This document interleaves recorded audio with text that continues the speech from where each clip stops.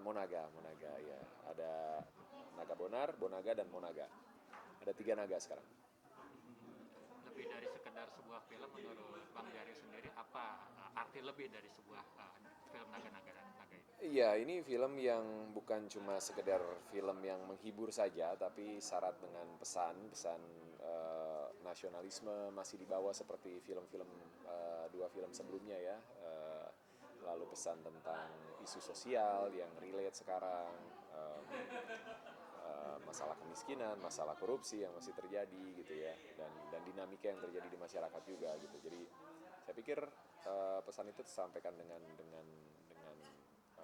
porsi yang pas di dalam ceritanya gitu ya. Dan itu jadi salah satu kekuatan film ini juga. Seperti kayak ada menyentil-nyentil buat pemerintah gitu, khususnya Kemendikbud dan lain gitu ya, ada slapstick gitu ya. Iya, itu juga di yang naga naga bonar jadi 2 juga sama gitu kan, sentilan-sentilan itu salah satu karakter filmnya memang, bahkan dari naga bonar yang pertama juga kan itu juga banyak sentilan gitu, baik terhadap situasi masyarakat saat itu di mana mungkin ada yang menjilat ke penjajah, ada yang berjuang tapi dengan kepentingan gitu kan. Juga sentilan ke pemerintah gitu.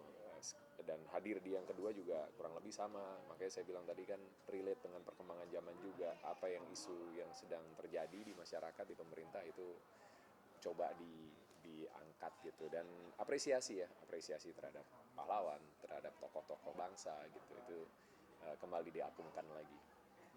Mungkin sedikit dong soal proses syuting ini mungkin seperti apa?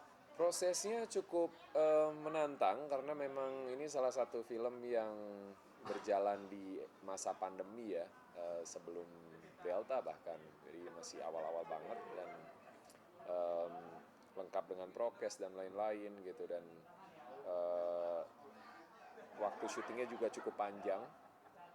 Kalau buat saya dan mungkin Uli dan Mike, kita juga dapat kesempatan masuk ke project LRT yang lagi dibangun. Uh, Buat kami aktor kadang set itu benar-benar mendukung gitu ya, dan ada satu set yang memang kita belum pernah cuma lihat dari luar doang gitu kan, terus kita masuk ke dalamnya dalam situasi yang masih banyak pekerjaan di sana yang berlangsung gitu, itu jadi pengalaman juga, dan ya menyenangkan. Selebihnya kita menjalani hobi kita, bekerja sambil ngejalanin hobi sambil bermain sama teman-teman, itu selalu menyenangkan.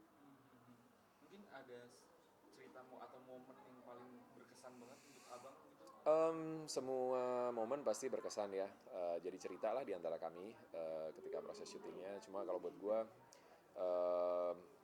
waktu itu sempet sempet lagi sakit juga, lagi drop tapi bukan COVID gitu ya. Jadi ada beberapa scene yang memang butuh effort lebih untuk bisa bisa perform tanpa harus kelihatan lagi sakit gitu. Jadi itu cukup challenging sih. Ada momen dimana gue nggak bisa berdiri lebih dari 2-3 menit karena masih lemes banget badan gitu, tapi ya tetap harus syuting karena scene-nya harus dijalanin gitu, dan sampai disiapin kursi di set, jadi begitu habis take langsung duduk, eh, berusaha recharge energi untuk take berikutnya gitu. Tapi ya puji Tuhan ternyata tadi pas ngelihat udah takut gitu, karena waktu awal-awal masih pucet banget mukanya, tapi ternyata tadi nggak kelihatan sama sekali kalau lagi sakit.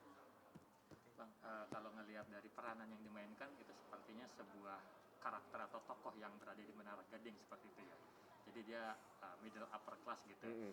Nah, kalau Bang Deru sendiri melihat si tokoh seperti ini seperti apa sih? Apa seseorang yang memang snob seperti itu, atau sombong seperti itu, atau seperti Iya, apa?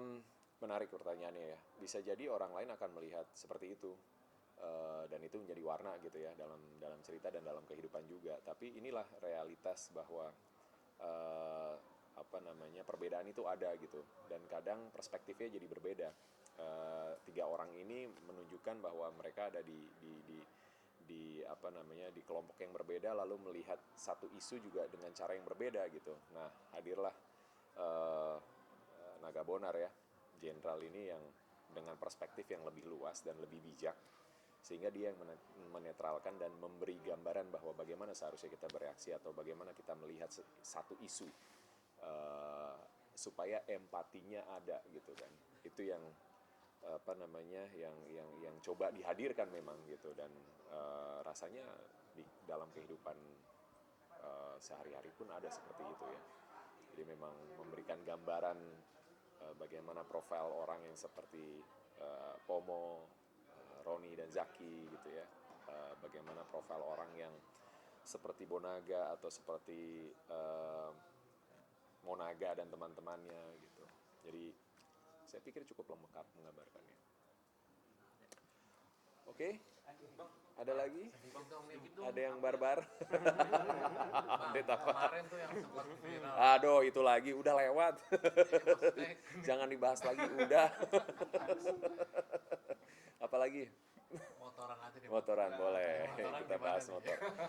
Motor masih selalu dong. Ini besok pagi juga motoran sama Judika. Ini kan hobi ya, hobi dan lagi asik-asiknya gitu. Dan ya selama beberapa tahun terakhir jadi satu aktivitas yang rutin lah.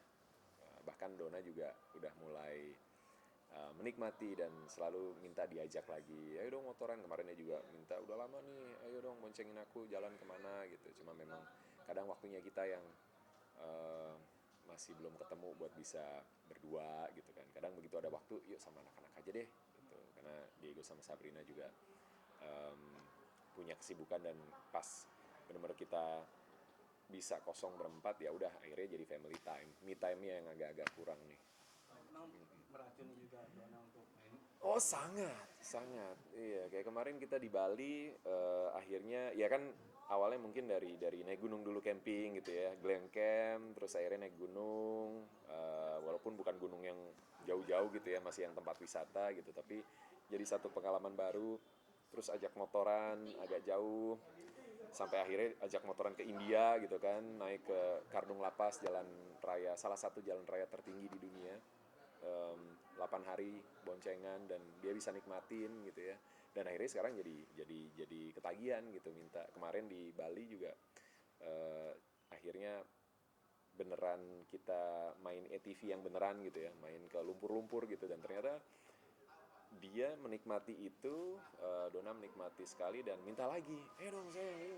Tapi kalau diajak terabasan naik motor masih belum gitu. Cuma kalau mungkin pakai ATV dia masih mau, karena ya safety, dan Dona mungkin buat naik motor udah mulai bisa, tapi kalau sampai harus ke off road pakai roda 2 kayaknya masih butuh waktu lah, dan kayaknya udah bukan waktunya ya buat belajar gitu. Kita yang gampang-gampang aja deh, yang 4 wheel ya kan, nggak perlu naruh kaki di bawah.